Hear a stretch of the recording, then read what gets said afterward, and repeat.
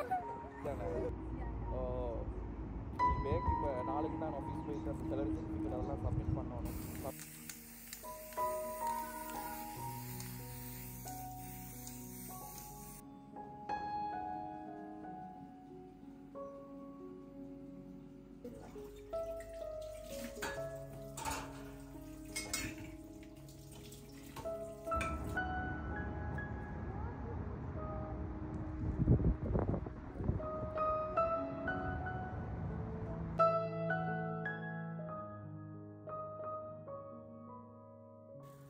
Assalamu alaikum. Hope you all are doing good. So இன்னும் ஒரு இன்ட்ரெஸ்டிங்கான vlog ஒன்றில் உங்கள் எல்லாரையுமே சந்திக்கிறதுல ரொம்பவுமே சந்தோஷம்.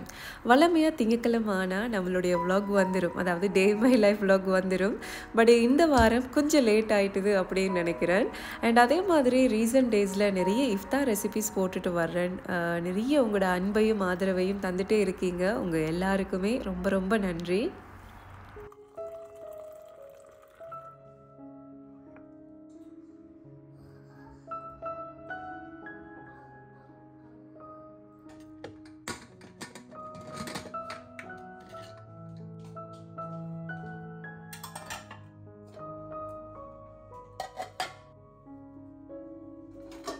தம்ப்நெயிலில் பார்த்த மாதிரியும் லாஸ்ட் vlogல சொன்ன மாதிரியும் வரப்போகிற நோம்புக்கு 25,000 கிவ் அவே ப்ரோக்ராம் ஒன்று அரேஞ்ச் பண்ணியிருக்கிறேன். அண்ட் உங்களுக்கு இது ரொம்ப இன்ட்ரெஸ்டிங்காக இருக்கும் அப்படின்னு நம்புகிறேன். அது சம்மந்தமான விஷயங்கள் எல்லாமே இந்த வீடியோவை நீங்கள் முழுமையாக பார்க்கும்போது தெரிஞ்சுக்குவீங்க. அதே மாதிரி இந்த வீடியோட ஸ்பெஷல் என்ன அப்படின்னா, எப்போவுமே நம்மளோட கிச்சன் பார்க்குறதுக்கு அழகாகவும் ரொம்ப நீட்டாகவும் நம்ம யூஸ் பண்ணுற எல்லாமே நல்ல பளபளன்னு இருக்கணும் அப்படின்னா என்னென்னலாம் ஃபாலோ பண்ணணும், அதை எப்படி எல்லாம் க்ளீன் பண்ணணும் அப்படிங்கிற ஒரு கிச்சன் டிப்ஸ் வீடியோவாக தான் இந்த வீடியோ இருக்க போகுது. இல்லத்தரசிகள் எல்லாருக்குமே இந்த வீடியோ ரொம்ப ரொம்ப பிரயோசனமாக இருக்கும் அப்படின்னு நம்புகிறேன்.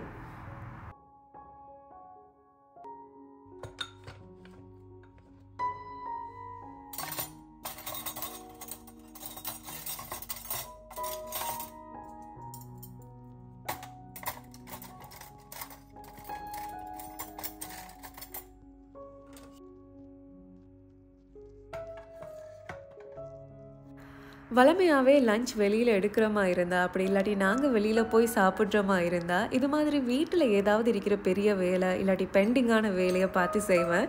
ஏன்னா நம்ம லஞ்ச் சமைக்கிற நேரம் எக்ஸ்ட்ராவாக வீட்டு வேலை செய்யும் போதும் நமக்கு ரொம்ப டயர்டாகவும் இருக்கும், அதே மாதிரி வேலை முடிஞ்ச மாதிரியும் இருக்கும், நேரமும் இருக்காது.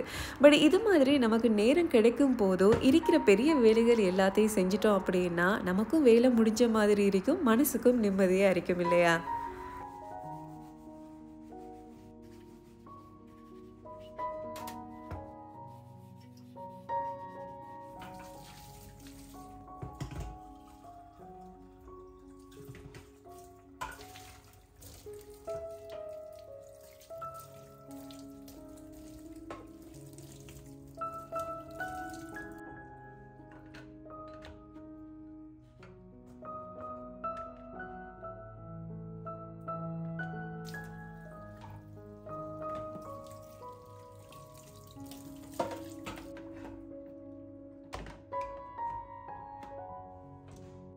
நம்ம கிச்சனை எப்போவுமே க்ளீனாக வைக்கணும் அப்படின்னா வாரத்தில் செய்ய வேண்டிய க்ளீனிங் வேலை, அதே மாதிரி மாதத்தில் செய்ய வேண்டிய க்ளீனிங் வேலை எல்லாத்தையுமே சரியான நேரத்துக்கு செஞ்சிட்டோம் அப்படின்னா எப்போவுமே கிச்சன் பார்க்குறதுக்கு அழகாகவும் இருக்கும், க்ளீனாகவும் இருக்கும். ஸோ முதலாவதே பார்த்திங்கன்னா அன்றைக்கி டீ ஊற்றின எல்லா ஐட்டம்ஸ் எல்லாத்தையுமே கழுவி வச்சதுக்கு அப்புறமா தான் ஒரு வேலையாக ஆரம்பிச்சிருந்தேன். பொதுவாக எங்களோட வீட்டில் ஒவ்வொரு நாளுமே சமைச்சு முடிஞ்சதுக்கு அப்புறமா ஸ்டவ் க்ளீனிங் எல்லாமே பண்ணிடுவேன்.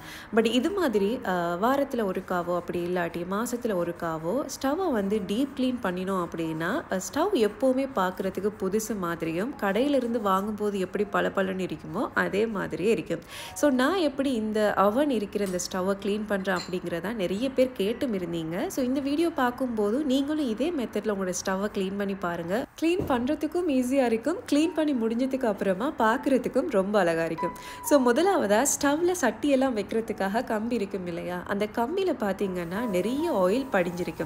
அதை ஒரு துணியாலேயோ அப்படி இல்லாட்டி டிஷ்யூவாலேயோ தொடச்சதுக்கு அப்புறமா இது மாதிரி டிஷ் வாஷ் லிக்விட் போட்டு லேசாக நல்லாவே க்ளீன் பண்ணி விட்டுடுங்க.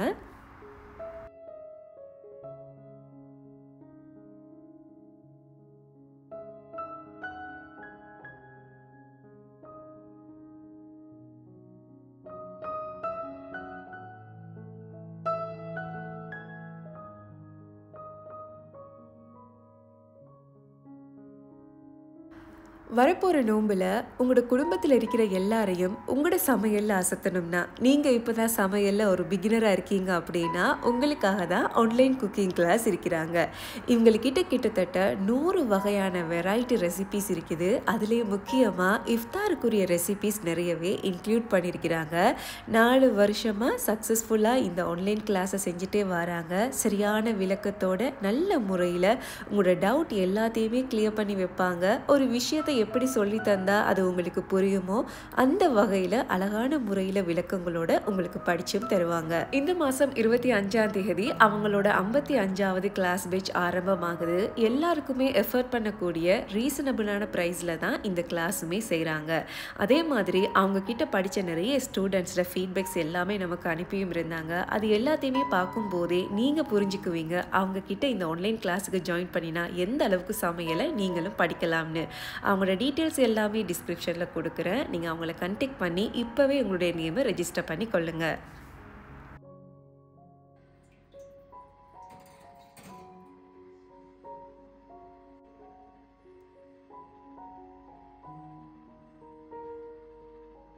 ஸ்டவ் அவனை கழுவுறதுக்காக வேண்டி அதுக்குள்ளே இருக்கிற ட்ரேயில் பார்த்தீங்கன்னா ஒரு 2 கப் அளவுக்கு தண்ணி சேர்த்து வினிகர் 1 டேபிள் ஸ்பூன் அளவுக்கு சேர்த்துக்கொள்ளுங்க. அது கூடவே கொஞ்சம் போல் பேக்கிங் சோடாவும் சேர்த்துக்கொள்ளுங்க. எக்ஸ்ட்ராவாக இது மாதிரி தேசிக்காவை சின்ன சின்ன துண்டுகளாக கட் பண்ணி அதோடு சேர்த்து 200 செல்சியஸில் ஒரு 15 நிமிஷத்துக்கு இது நல்லாவே கொதிக்க வச்சு எடுத்துக்கலாம். ஸ்டவ்வில் இருந்து கலட்டின எல்லா பார்ட்ஸையுமே அதே டிஷ் வாஷ் லிக்விடால் இது மாதிரி லேசாக கழுவி எடுத்துக்கொள்ளுங்க. பொதுவாக இதிலெல்லாம் பார்த்தீங்கன்னா நம்ம சமைக்கும் போது கொட்டுப்பட்டு கிரேவி ஆயில் இது எல்லாமே படிஞ்சு லேசாக கரை படிஞ்ச மாதிரி இருக்கும் இல்லையா? ஸோ இது மாதிரி வாரத்தில் ஒருக்காவோ மாதத்தில் ஒருக்காவோ நல்லா தேய்ச்சி கழுவிட்டோம் அப்படின்னா அது எப்போவுமே பார்க்குறதுக்கு பளபளன்னு இருக்கும். ஸோ தண்ணி எல்லாம் நல்லா காயிற மாதிரி ஒரு ஸ்ட்ரைனர்லேயோ இல்லாட்டி ஒரு பெரிய பிளேட்லேயோ வச்சு வெயிலில் வச்சுக்கோங்க. அப்படி இல்லாட்டி சும்மா ஒரு 1/2 hour வச்சாலே அது குயிக்காகவே காஞ்சிடும். ஸ்டவ் க்ளீன் பண்ணுறதுலேயே ரொம்ப கஷ்டமான வேலை இந்த சட்டி எல்லாம் வைக்கிறதுக்கு வச்சுருப்பாங்க இல்லையா, இந்த கம்பி இது இடுக்கு முடுக்காக இருக்கிறதுனால அதை தேய்ச்சி கழுவுறதுக்கு பார்த்தீங்கன்னா ரொம்ப டைமும் எடுக்கும். அதே மாதிரி மெதுவாக தான் கழுவணும், ஏன்னா அதில் தான் கரை அதிகமாக இருக்கும். ஸோ அதில் ஆயில் போகும் வரைக்கும் நல்லா கழுவி எடுத்துக்கொள்ளுங்க. ஸோ நம்ம எப்படி ஸ்டவ்வில் இந்த தண்ணி வினிகர் தேசிக்காய் இதெல்லாம் போட்டு வச்சோமோ அதே மாதிரி ஏர் ஃப்ரையர் நீங்கள் யூஸ் பண்ணுறீங்க அப்படின்னா அதோட ஓரங்கள்லையும் இந்த ஆயில் எல்லாமே படிஞ்சு நல்லா கரை பிடிச்ச மாதிரி இருக்கும். ஸோ அதுக்காக அதே மெத்தடில் கொஞ்சம் போல் தண்ணியில் வினிகர் பேக்கிங் சோடா தேசிக்காய் சேர்த்து இதையுமே 200 செல்சியஸில் ஒரு 10-15 நிமிஷத்துக்கு நல்லா ஹீட் பண்ணி எடுத்துக்கலாம்.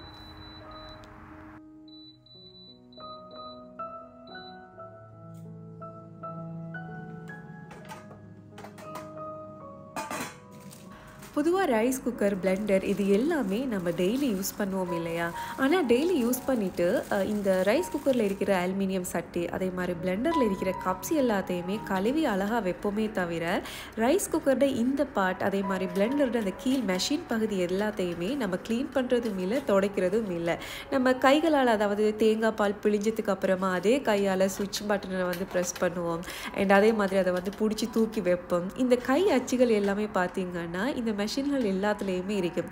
ஸோ இது மாதிரி நீங்கள் வாரத்தில் ஒருக்காவோ இல்லாட்டி கிச்சனை டீப் க்ளீன் பண்ணும்போதோ இதையுமே லேசாக தண்ணி தொட்டோ இது மாதிரி க்ளீன் பண்ணி தொடச்சி விட்டுட்டிங்கன்னா பார்க்குறதுக்கு இந்த ரைஸ் குக்கர் பிளெண்டர் மெஷின்ஸ் எல்லாமே புதுசு மாதிரி பளபளன்னு இருக்கும். நீங்களும் வீட்டில் இருந்து ஏதாவது சம்பாதிக்கணும் அப்படின்னு ஆசைப்பட்டீங்கன்னா புதிய ஒரு பிஸ்னஸ் ஆரம்பிக்கணும்னு ஆசைப்பட்டீங்கன்னா உங்களுக்காக தான் அசாய்ஸ் ஆன்லைன் விஷ் இருக்கிறாங்க. கிட்டத்தட்ட 6 வருஷமாக சக்ஸஸ்ஃபுல்லாக இந்த ஆன்லைன் பிஸ்னஸை செஞ்சுட்டு வராங்க. அதுலேயும் முக்கியமாக இவங்க டிரெக்டாகவே பர்ச்சேஸ் பண்ணி திங்ஸ் எல்லாம் சேல் பண்ணுறதுனால ரொம்ப ரீசனபிளான ப்ரைஸில் லோ ப்ரைஸுக்கு எல்லா திங்ஸுமே சேல் பண்ணுறாங்க. அதுலேயும் இன்னும் ஒரு முக்கியமான விஷயம், ரீசேலர்ஸ் எல்லாருக்குமே பெரிய அளவில் டிஸ்கவுண்ட் ப்ரைஸில் தான் எல்லா திங்ஸுமே கொடுக்குறாங்க. அண்ட் இன்கேஸ் நீங்கள் இவங்க கிட்ட சாமான் பர்ச்சேஸ் பண்ணி உங்களுக்கு அதில் சாட்டிஸ்ஃபைடு இல்லை அப்படின்னா உடனே அவங்கள அதை ரிட்டர்ன் பண்ணி உங்களுக்கு கேஷாவோ இல்லாட்டி வேற ஒரு பொருளாவோ உங்களுக்கு தருவாங்க. ஸ்ரீலங்காவில் நீங்கள் எங்கே இருந்தாலும் நீங்கள் ஆர்டர் பண்ணுற திங்ஸ் 2-3 நாள்லேயே உங்களோட வீட்டுக்கு சேர்ந்துடும். ஸோ இவங்களோட டீட்டெயில்ஸ் எல்லாமே டிஸ்கிரிப்ஷனில் கொடுக்குறேன். கண்டிப்பாக அவங்களோட வாட்ஸ்அப்பில் ஜாயின் பண்ணிங்க அப்படின்னா அவங்கக்கிட்ட என்னென்ன ஐட்டம்ஸ் இருக்குது அப்படிங்கிறத நீங்கள் வாட்ஸ்அப் குரூப்பில் இருந்தே தெரிஞ்சுக்கொள்ள முடியும். ஸோ இப்போவே அவங்கள கான்டாக்ட் பண்ணி ஒரு புதிய பிஸ்னஸ் ஆரம்பிங்க. உங்களுக்கு தேவையான பொருட்கள் எல்லாத்தையுமே அவங்க கிட்ட இருந்தே வாங்கிக்கொள்ளுங்க.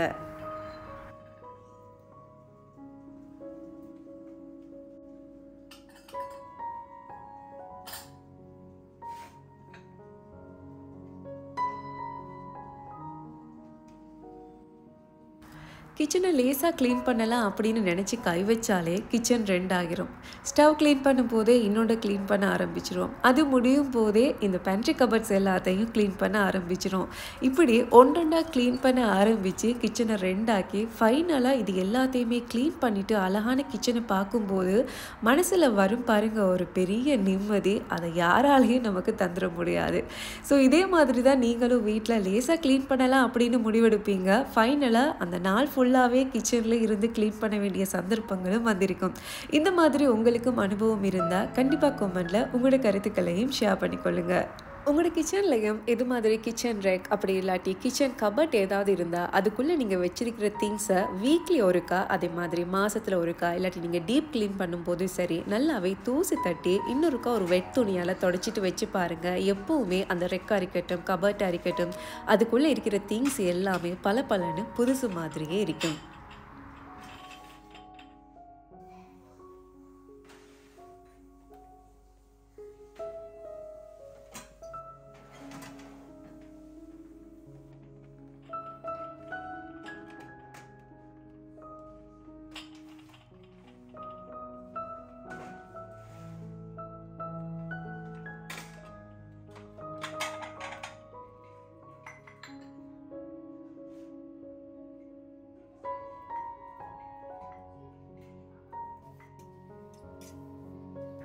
நம்ம ஸ்டவ் யூஸ் பண்ணுற இடத்துல பார்த்தீங்கன்னா அதுக்கு பின்பகுதியாக இருக்கட்டும் ஸ்டவ்க்கு பக்கத்துலையாக இருக்கட்டும் நிறைய கரை படிஞ்ச மாதிரி இருக்கும். ஏன்னா அதிகமாக ஆயில் யூஸ் பண்ணும்போது அந்த மாதிரி கரை வாரது சகஜம்தான்.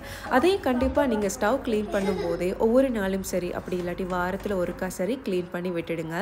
நம்ம ஆரம்பத்தில் வீடியோவில் பார்த்துருப்பீங்க அவனுக்குள்ளே இது மாதிரி லேசாக தண்ணி சூடு காட்டி வச்சுருந்தேன் இல்லையா, அந்த தண்ணியில் வினிகர் சேர்க்கறதுனால இந்த ஓவனில் நாம் சிக்கன் பாபிக்யூ பண்ணும்போது சரி அப்படி இல்லாட்டி கேக் பேக் பண்ணும்போது சரி அதோட வாசம் அதுக்குள்ளே இருக்கும் இல்லையா, அந்த வாசம் எல்லாத்தையுமே இது மாதிரி வினிகர் போட்டு நல்லாவே தண்ணியை கொதிக்க வைக்கிறதுனால அந்த வாசம் உடனே இல்லாமல் போயிடும். கண்டிப்பாக நீங்கள் வாரத்தில் ஒருக்கா அதிகமாக ஓவன் யூஸ் பண்ணுறீங்க அப்படின்னா இந்த மெத்தடை யூஸ் பண்ணி பாருங்கள், ரொம்பவுமே உங்களுக்கு ஹெல்ப்பாக இருக்கும்.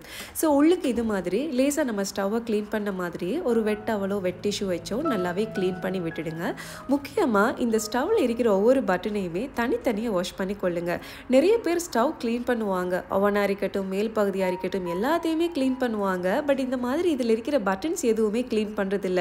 பட் மோஸ்ட்லி அந்த ஸ்டவ்லே பார்த்தீங்கன்னா அதிகமாக ஊத்தையாக இருக்கிறது இந்த ஒரு பட்டன்ஸாக தான் இருக்கும். ஏன்னா நம்ம ஆயில் கையோடய அதை வந்து டச் பண்ணி அதை ஆன் பண்ணுவோம். அப்படி இல்லாட்டி கையில் ஏதாவது சமையல் வேலையாக இருக்கும்போது அதே கையோடு தான் நம்ம ஆன் பண்ணுவோம், ஃப்ளேமை வந்து கூட்டுவோம் குறைப்போம். ஸோ கண்டிப்பாக அதில் இருக்கிற ஒவ்வொரு பட்டன்ஸையுமே அழகாக க்ளீன் பண்ணி விட்டுடுங்க.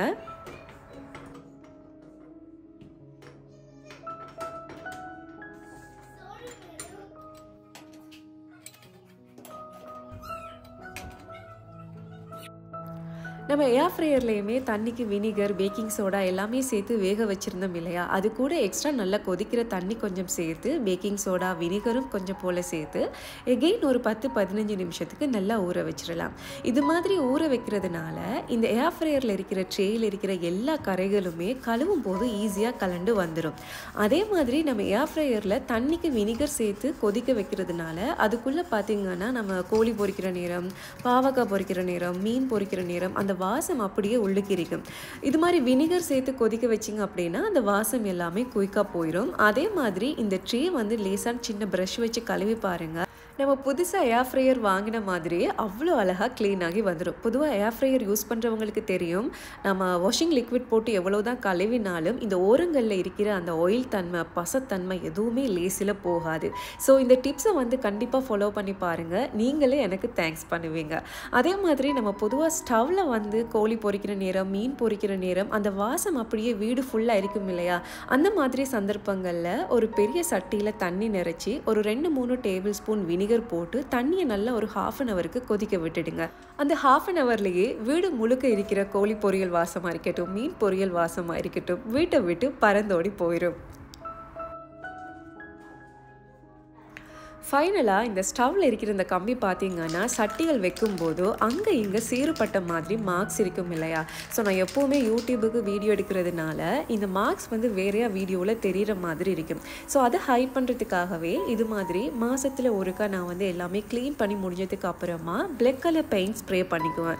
இந்த மாதிரி ஸ்ப்ரே பண்ணிட்டீங்கன்னா ரொம்ப நாளைக்கு இருக்காது, குறைஞ்சது ஒரு மாதம் அப்படி இல்லாட்டி 3 வாரத்துக்கு தான் இருக்கும். உங்களுக்கும் விருப்பமாக இருந்தால் இது மாதிரி உங்களோட கம்பிலையும் சட்டிகள் பொதுவாக நம்ம எப்படியுமே ஸ்டவ் யூஸ் பண்ணும்போது அதில் வந்து சிராய்வுகள் அதிகமாக ஏற்படும். ஸோ இது மாதிரி பெயிண்ட் பண்ணி விட்டுட்டிங்கன்னா எப்போவுமே பார்க்குறதுக்கு ஸ்டவ் புதுசு மாதிரியே இருக்கும்.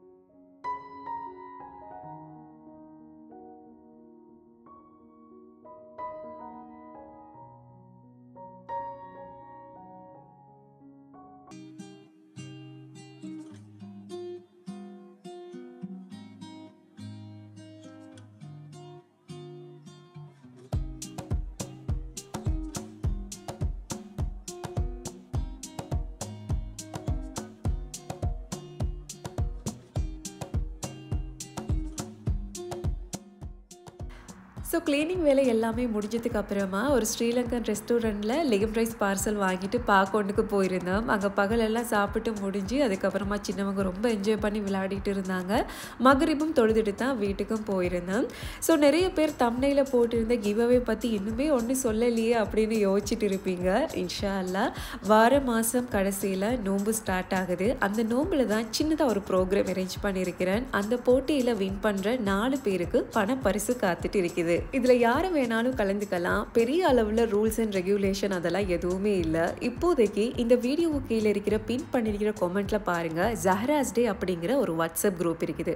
அதில் உடனே ஜாயின் பண்ணிக்கொள்ளுங்க. இன்ஷா அல்லாஹ் இந்த போட்டி சம்பந்தமான முழு விவரமும் வரப்போகிற திங்கக்கிழமையோ செவ்வாய்க்கிழமையோ போட போகிற டே இன் மை லைஃப் வ்ளாகில் உங்களுக்கு விரிவாக பார்க்கலாம்.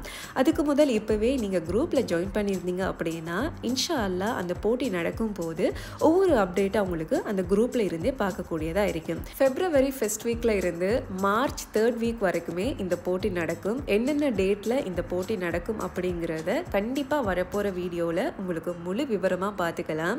யார் அந்த 4 அதிர்ஷ்டசாலிகள் அப்படிங்கிறதையும் நம்ம எல்லாரும் வெயிட் பண்ணியிருந்தும் பார்க்கலாம். மேபி இந்த வீடியோ பார்க்குற நீங்களாக கூட இருக்கலாம். ஸோ கண்டிப்பாக பயம் இல்லாமல் இந்த போட்டியில் ஜாயின் ஆகுங்க. நீங்களும் பண பரிசை வெல்லலாம். ஸோ இந்த வீடியோ உங்கள் எல்லாருக்குமே பிடிச்சிருக்கும் அப்படின்னு நினைக்கிறேன். பிடிச்சிருந்தா கண்டிப்பாக உங்களோட ஃப்ரெண்ட்ஸ் அண்ட் ஃபேமிலிஸ் கூட ஷேர் பண்ணுங்கள். இப்போ தான் இந்த சேனலில் நீங்கள் புதுசாக வீடியோ பார்க்குறீங்களா இருந்தால் நீங்கள் பார்க்குற இந்த வீடியோ உங்களுக்கு பிடிச்சிருந்தா மறக்காமல் இந்த சேனலையும் சப்ஸ்கிரைப் பண்ணி கொள்ளுங்கள். ஸோ இதே போல் இன்னும் ஒரு அழகான சூப்பரான இன்ட்ரெஸ்டிங்கான வீடியோ ஒன்றில் உங்கள் எல்லாரையுமே சந்திக்கும் வரை டேக் கேர், பபாய்.